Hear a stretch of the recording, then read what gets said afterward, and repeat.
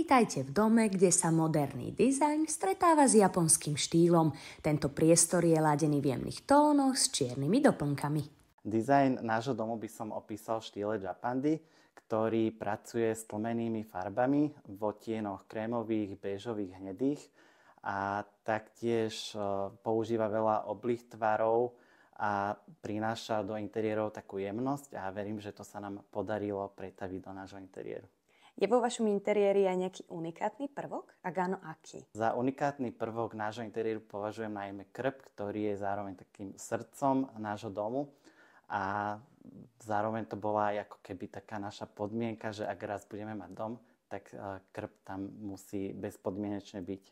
Aké materiály prevládajú vo vašom dome?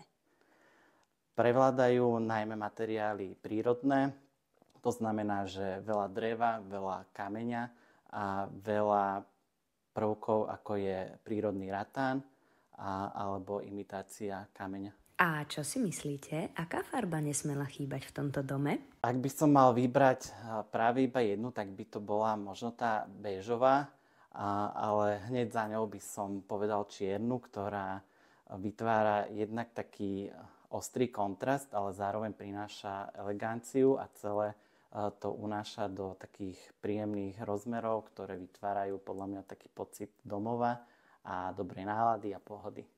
Máte nejakú obľúbenú miestnosť vo vašom dome? Obľúbená miestnosť z týždňa na týždeň iná.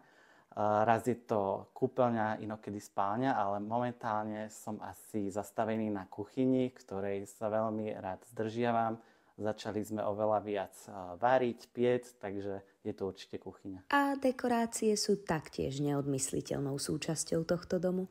Z dekorácií by som možno vybral práve tie, ktoré sú sezónne, ktoré si často rád nachádzam v okolí domu, v lese, v hájoch rôznych, čiže prispôsobujem to najmä obdobiu.